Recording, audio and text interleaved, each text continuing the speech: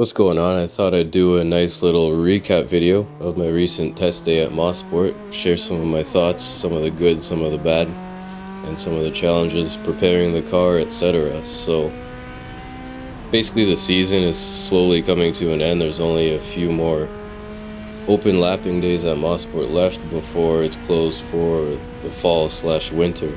So I kind of had to make something happen at this point in the year, whether or not the car was really ready, because then I gotta wait till next spring again to go test at this track. So from what I was seeing at Cayuga, which is a easier track to test at, everything was looking good, everything was better and improved to my liking.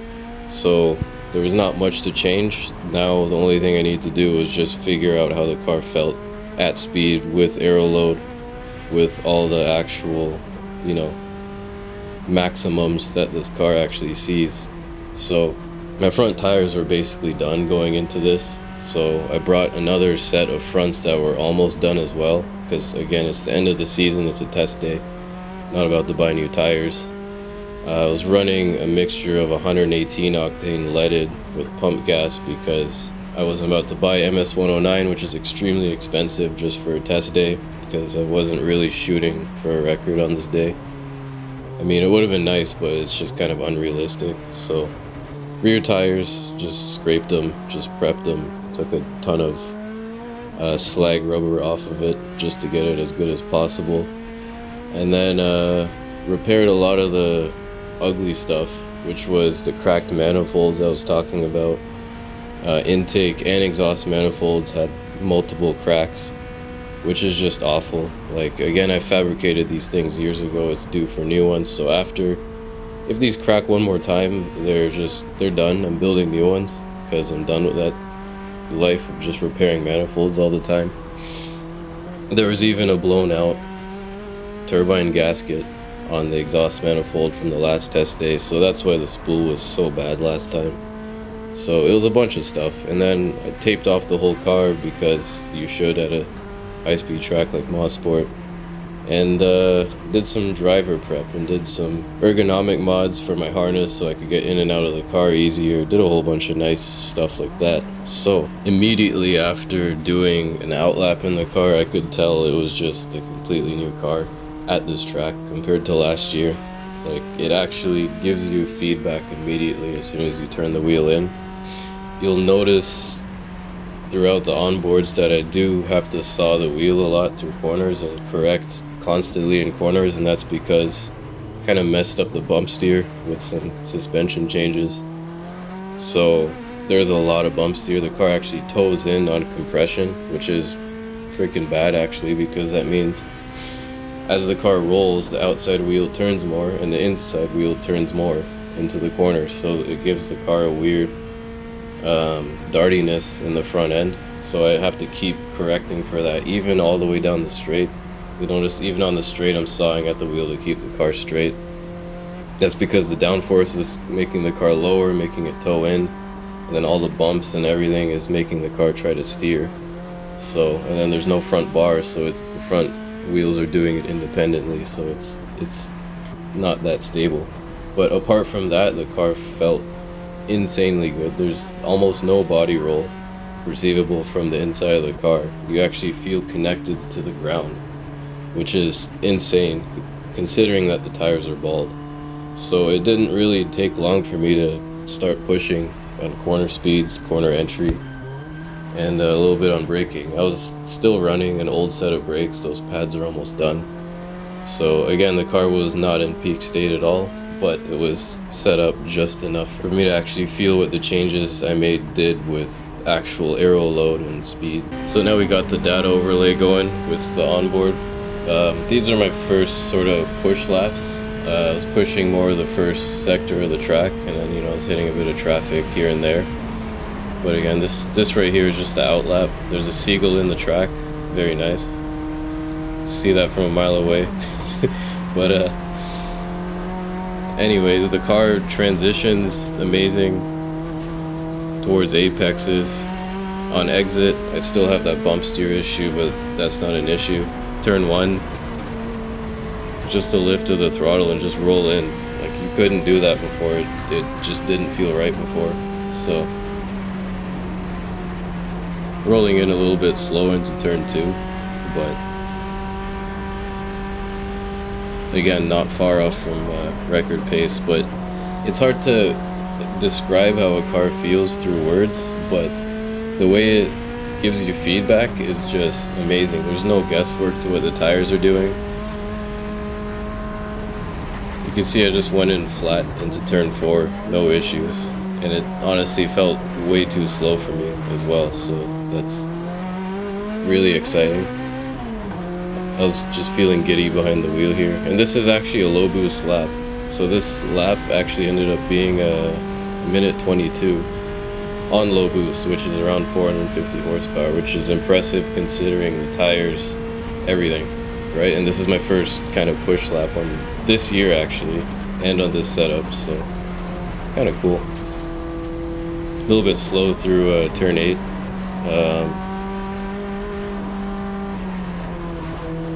Turn 10 looking pretty good.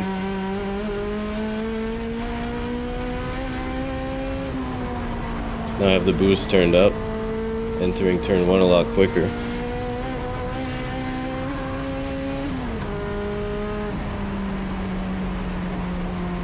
Also, something I was noticing was the car was lean popping pretty bad on upshifts.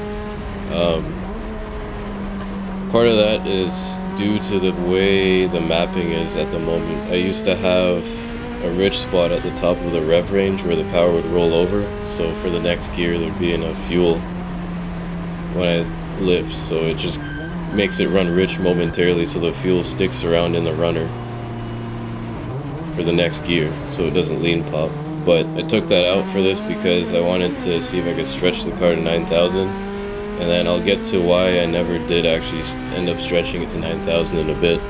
But what I need to do is add a ton of tip-in fuel, and if that doesn't work, I just need to find a way to get the car to run super rich between gear changes, because the injector location is so far back in the intake. It's really hard to keep the runner fogged with fuel in between shifts, because even tip-in fuel can't react soon enough. So no big deal. But anyway, this lap here actually ended up being another 22 even with that traffic, so a little bit faster, which is pretty cool. Turn 4 I was completely lifting.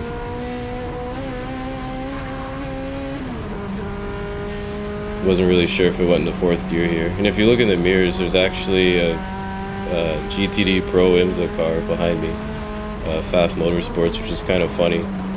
I just saw him in the mirrors here, so it's gonna have a nice chase, but then again there's traffic up ahead, so I kind of let up a bit.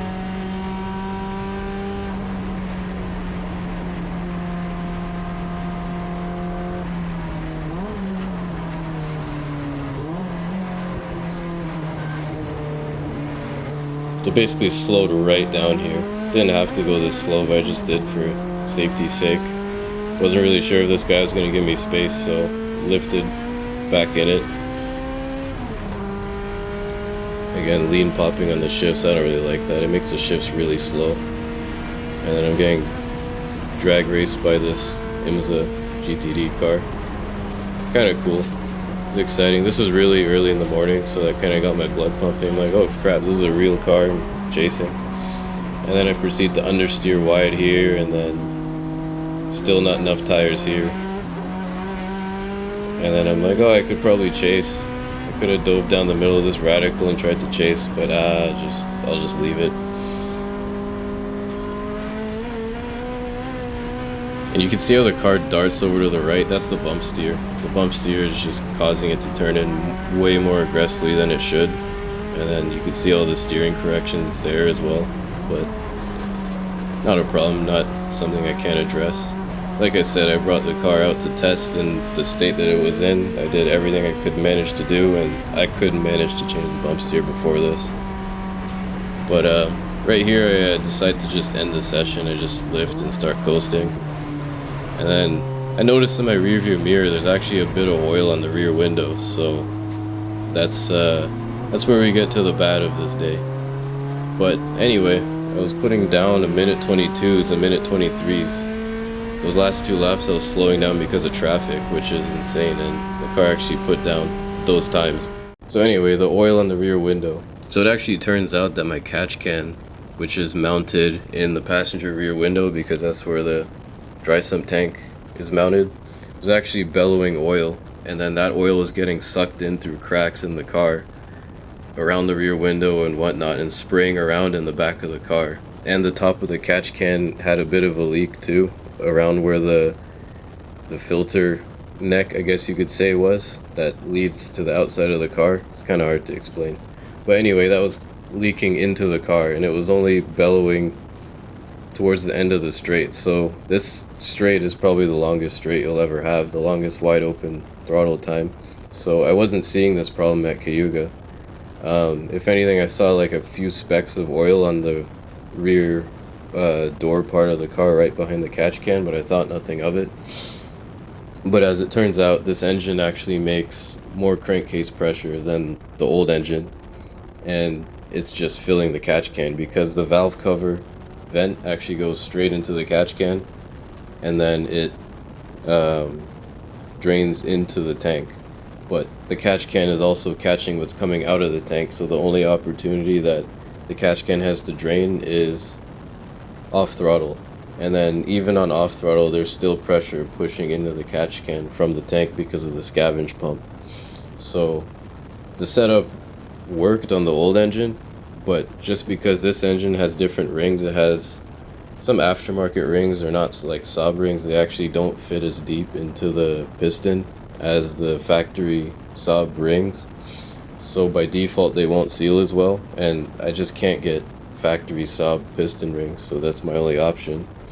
So again, my way around it was making the second ring gap a little bit bigger just to compensate if there's going to be any ring flutter or whatnot.